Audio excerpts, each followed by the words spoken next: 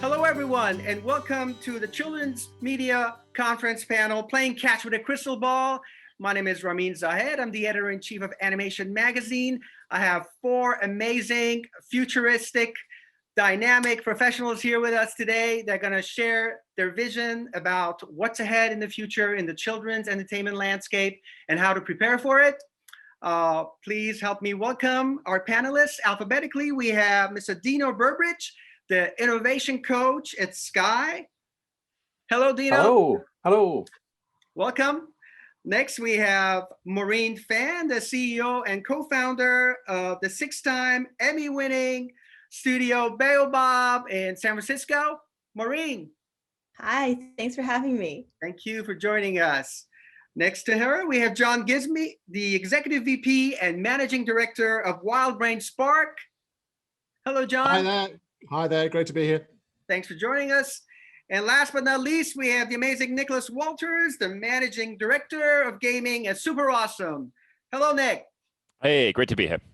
All right. So by way of introduction, maybe you can all tell us about what you're working on at the studio and your company and how the trends that we've all witnessed in the past 2 years have made an impact on how you plan for the future projects at your studio. Dino? Hi, yes, thanks for having me. First of all, I should say I actually work for Sky Labs, which is a dedicated innovation lab within Sky. So we're always looking for the next interesting and also, profitable, but also content idea as well. So our horizon is actually quite wide, should we say. That said, obviously we do have Sky Kids, which is a hugely important part of the Sky sort of portfolio, should we say. So as such, I'm really looking at more of the wider trends and then how do they apply to children's content rather than actually representing a studio as such. Having said that, I would then say there are some really interesting things on at least my radar, my spidey senses right now. So we've got things like, how is generative content and AI going to affect everything from content creation to commissioning? We've also got things like payment. How does money work in the future? So we've got tokenized payments, we've got NFTs for ownership of content and copyright, but also how do we survive without advertising revenue that may be cut off due to data being cut off and privacy issues as well. So there are a huge amount of things that we've seen bubbling up over the last couple of years. They're not going to go away. And we've always got our eyes on those at Sky and trying to figure out how we duck and dive, but always make the best story content that we possibly can make in the process as well. So Maureen, can you tell us a little bit about what's happening at Baobab? For the past more than 5 years, you've been creating these amazing VR projects. Our mission at Baobab is to inspire the world to dream by bringing out your sense of wonder, make you matter. And that last part, make you matter, is the future thinking part. So there's narrative, which we, Eric Darnell, my co-founder, wrote and directed all the Madagascar films, definitely knows a lot about narrative, but what he's really been focusing on for the last 5 or 6 years is how do we place you, the audience, into the experience so that you develop relationships with the other characters and can make choices that actually impact the story and what they ultimately do, which makes you, the audience, really care a lot more about the story, care about the characters, and feel like you have agency. So that's a lot of what we've done for the last 5 to 6 years, especially since we focused a lot on VR when we started off. But the business model for our company is ultimately IP generation, which is creating stories and characters that transcend any individual medium. Just like Shakespeare was great from the written word, as a play, as a film, as animation, like The Lion King, we create characters and stories that go beyond just VR, but we incubate it in VR. And then right now we have film deals, book deals, game deals, as well as original series on the premium streamers that you'll hear about pretty soon. So that's what we're really excited about. And of course, because we really care about the interactivity part where you, the audience, can actually make choices, you can imagine that everything that we're doing is steeped in real-time technology, so real-time gaming engines. All right, John, can you tell us about some of the new tech developments that WildBrain Spark is taking advantage of as you plan for the future? I think the three big trends that we've seen accelerating during the course of COVID The first is that really AVOD continues to come of age. So massive audiences. We're reaching hundreds of millions of kids every month, around a third of the kids in every market that we operate in. And the viewing is shifting to connected TVs. So big consumption of lots of long form content on big screens in a co-viewing environment. So that's the first thing. Second thing is that is unlocking new sources of revenue. So direct advertising and monetization through partnerships with brands and agencies is growing very rapidly. And the third thing that underpins all of that is big data. We're investing very heavily in data science and in machine learning and building out a data platform that can help us make sense of that space and what's happening with viewers and how to make money out of it. Next up, Nick, can you talk to us a little bit about what's going on at Super Awesome? I know Epic Games bought the company last year, and what are some of the trends and the technologies that are really affecting the way you're doing your business now? Super Awesome is really all about making the internet safer for kids. So Super Awesome's technology really kind of powers pretty much every interaction that kids might have with the internet, with the digital world, whether that's watching a piece of content, whether that's interacting with an ad, whether that's watching an influencer. Super Awesome has a series of technology solutions and marketplaces that help deliver all of those in a way which is kind of kid safe, which is private, and which is compliant. And as you say, the company was acquired by Epic Games 100% in September of last year. Within that, I lead a practice which is really all about gaming. So we're really about thinking, as more and more brands want to kind of reach an audience in gaming, and more advertisers want to reach an audience in gaming, how do we do that in a way which, again, is good for kids, is private, is safe and compliant, and delivers really great experiences? And so I think the thing we're really excited about is particularly around the ability, as kids come to spend more time on game platforms, in online games, our ability to not just create kind of really cool games, but also to think about those games as being engines for content, as being places where we can create content and spin that content out onto other platforms. And we are indeed beginning to talk about internally to talk about the metaverse. This idea that we're going to build on top of the existing open internet this new layer of open 3D environments in which a whole range of social experiences will happen. All right, Dino, back to you. I guess you had a really interesting experience during the COVID shutdown with your son and discovering new ways of co-viewing material. Can you talk a little bit about that and how that's going to affect the future of the way we consume entertainment? It's a really interesting situation that happened in that, and it's almost directly related to COVID, so we probably wouldn't have found this otherwise. But my son and I've got a 17-year-old son and it's like older daughters at university, so they're all grown up, and they've always been on our iTunes account and always been on YouTube, and I'm not quite sure exactly what I set up for them on the Xbox, and generally there's a befuddle of data going on. And we've become conjoined in our somehow our YouTube viewing.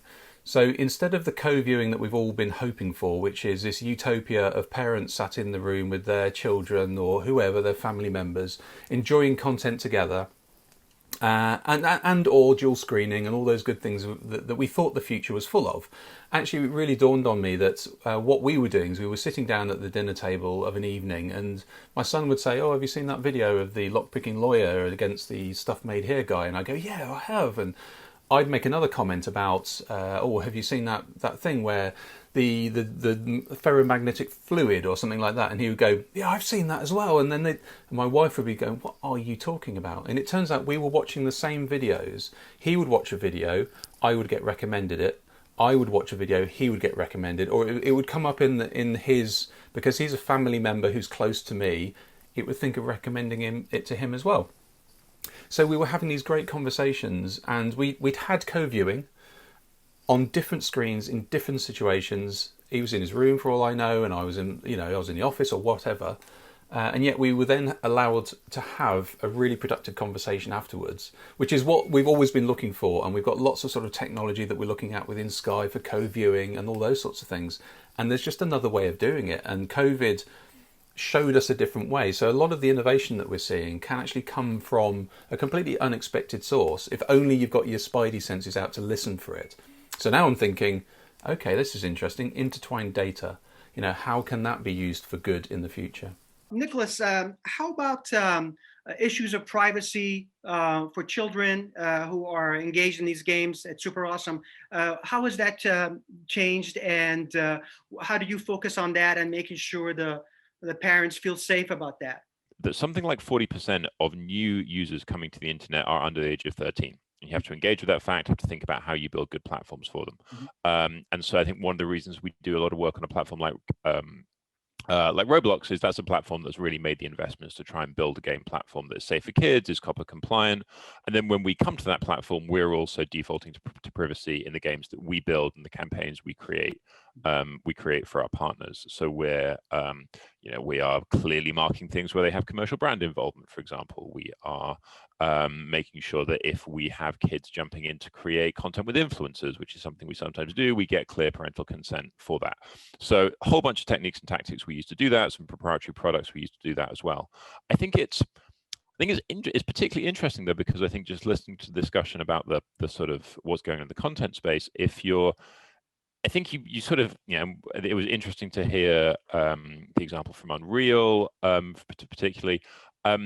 You are seeing the walls between sort of video content creation, what would have been more traditional storytelling, and gaming break down. You're seeing more and more brands start to want to build what look like game-like experiences where previously they might just have focused on their TV experiences.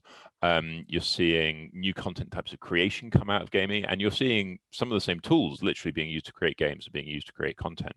And so increasingly, I think when we think about like the kids media industry, that is beginning to really seamlessly link up with the gaming media industry as well, and making that interaction safe and private is a big part of what Super Awesome exists to do, and that's partly how the partnership with Epic kind of came about. Dino, you mentioned a couple of things in your first response about AI and also NFTs as sources of funding. Can you kind of elaborate on those? AI can be anything at the moment. I think we've heard commissioning, for instance. How do you commission new shows? How do you do that differently? We've heard bias as well. How do you get past that? So you can use an AI, for instance. I mean, there's a company I do a report every week with kind of cool stuff in it. It's called JumpCut AI, and they use AI for commissioning. So what they do is they use AI to scour the internet for up and coming talent or content. They then try and figure out using numbers and data exactly what kind of potential that has, and then what they do is they match it up with existing partnerships, basically, that they can then say, right, now you go to a camp and you work out how to make this into a show. So what their plan is that they're using AI to break down the human biases that lead to commissioning kind of ruts, essentially.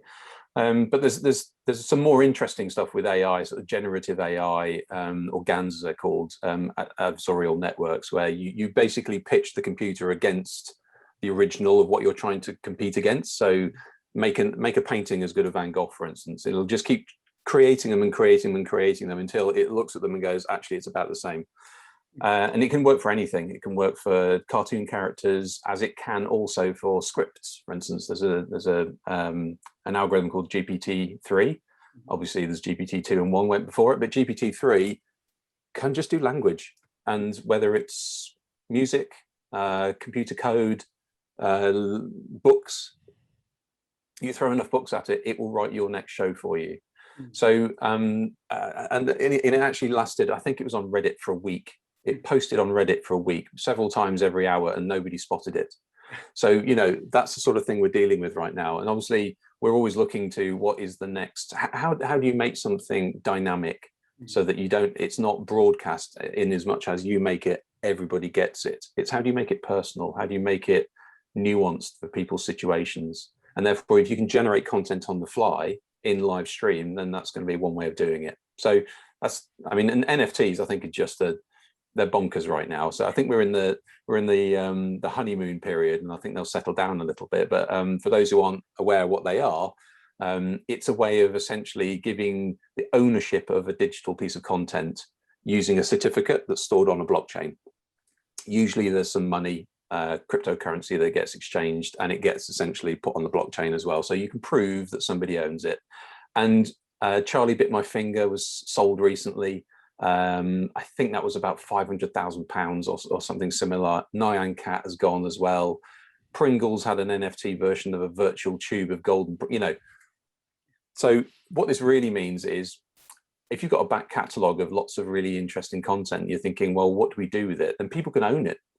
People can own one episode, one picture, one still, one soundbite. So it's quite an interesting, how do you pay for content of the future? And likewise, potentially, how do you pay for advertising? How do you sidestep advertising that you probably can't do because of a lockdown in data in the year 2035?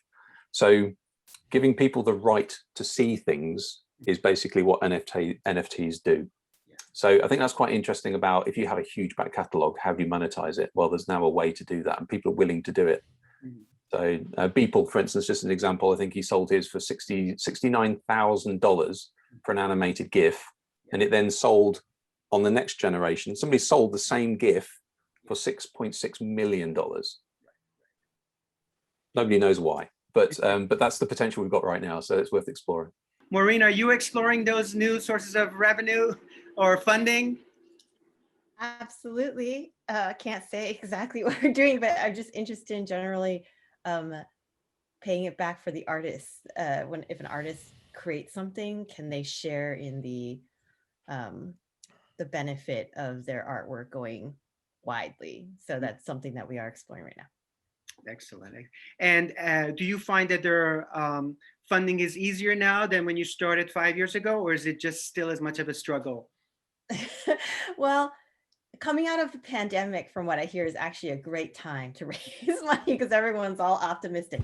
But in terms of virtual reality, no, it's very difficult to raise money for VR right now because there was that whole hype cycle, Yes, trough of disillusionment. But VCs, I would say, lots of times lag what's actually happening because VR, we're seeing a crazy explosive growth right now that was partially fueled by the pandemic. Everyone's bored and at home and couldn't go anywhere, so they all bought headsets. But if you look at the Quest sales, they're crazy. It's like exceeding expectations by 5 times what our original projections were for the year. So there is money to be made. That being said, it's much more weighted towards games than it is for narrative, especially because the VR manufacturers are marketing their headsets as gaming consoles. So the people purchasing these are viewing them as gaming consoles. So if you want to make money on these headsets, you should probably make games, which is what a lot of what we're doing now, actually.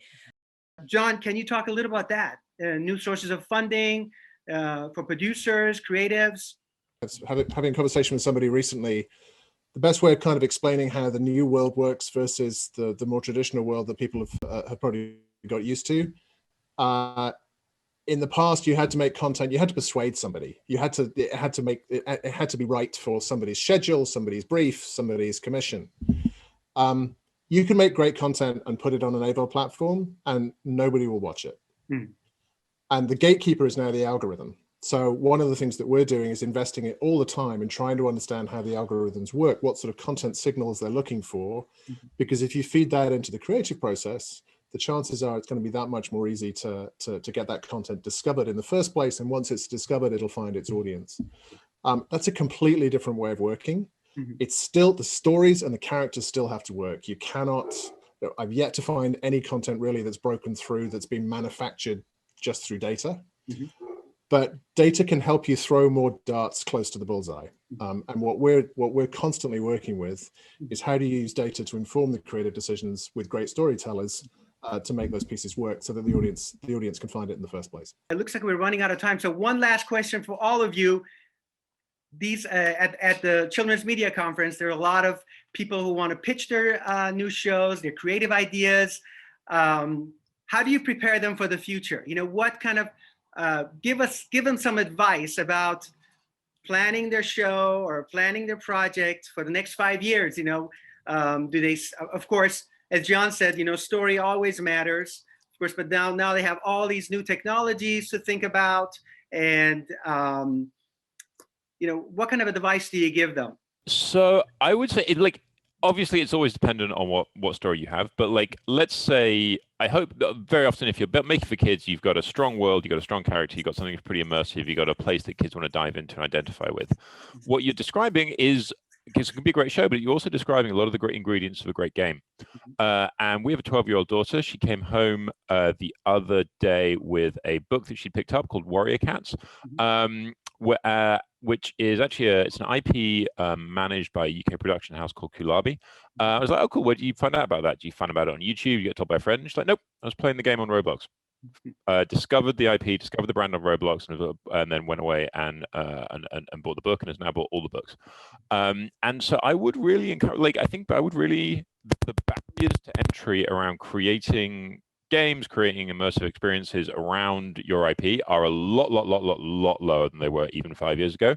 And I would really encourage people with strong ideas for content and IP not to be scared of exploring that world, not to be scared of trying to find a developer who they can partner with, and really seriously think about trying to introduce content and stories that way, rather than just waiting for the big check to come through from a traditional broadcaster. Dino, what do you tell them? I would probably defer to a Bezos quote. I love it. It's a great innovation quote, which is something to the words of, people always ask me what's going to change in 10 years, but they never ask me what's going to change in 3 years. Yeah. And basically people can often think too far out, and they get caught, and basically the rug gets pulled. You mentioned or Maureen mentioned the Gartner innovation curve, where you can actually wallow in the trough and things don't come out of it. Yes. So I would say there are lots of things that are really relevant right now that you could miss by concentrating on the future. There's mental health, there's craft skills, there's sports, there's all sorts of really good stuff right now that you need to bring the future to, rather than just leap straight into the future with too many buzzwords. I think you still need paint for your front door, you still eat stuff, you still need to buy food and drink. Nothing's really changing for humans that fast. So just don't get caught up in the future and the buzzwords, because sometimes it leaves you a little bit high and dry. Yeah, true. Maureen, what is your take on that? I would say to follow the data is probably what John has talked about a lot. I'm actually new to Hollywood. I'm from Silicon Valley. My background was actually Zynga and eBay and whatnot when their early days. And it's much more data driven than I would say Hollywood is. And a lot of, Hollywood, you do need the instinct of how great these characters and whatnot are. But if you're viewing the data, that will guide you where to go. For example, I'm always surprised by Hollywood seems to really not want to hire these influencers from you to star in their productions, or for the longest time until recent times, the diversity issue. If you look at YouTube and you see which influencers are the ones that are bubbling up, that's just from grounds up stuff. A lot of them happen to be minorities or women. And that's not somebody like saying telling the whole world of YouTube, you need to care about women and minorities. That is what bubbled up. So it shows that there's a lot more appetite out there for things than Hollywood thinks there is. So if you just follow the money and the data, it will lead you to where you actually should focus. John, can you give some advice to people who don't have access to the data that you'd have, how to stay nimble in the future? If the average 12-year-old can teach themselves how to build a Roblox game in a couple of days, the average adult can if they decide to. Yeah. And that's not to say that's the right way at all to scale a business and kind of put it front and center of your production business. But I used to run all the digital stuff at Channel 4. At the same time as I was doing that, I was running the website for my son's football team. I learned a lot more about how this world works through being hands-on running the website for my son's football team than I did in a corporate role, reading books and running teams. So you can do this hands-on and you can learn. Yeah. That will make you a better consumer and a better, it will help you think through what you need to make your business succeed. And that's either about hiring talent, which is going to be a very different sort of talent than most companies will have and not necessarily know how to manage, or it'll help you think through how to find the right partners. of which sales pitch were obviously one. There are others around. So it is a very, very specific set of skills that you need to understand what they are and how they can transform your business. And the best way to start that is roll your sleeves up and do it yourself. And on that note, I want to thank all our brilliant panelists for joining us today. Thank you to our producer, Catherine Branscombe, and executive producer, Lucy Murphy, and Greg Childs. Thank you for joining us today. And I hope we can all do this together again 3 years in the future and see how brilliant you all were at predicting it. Thank you very much for joining us today.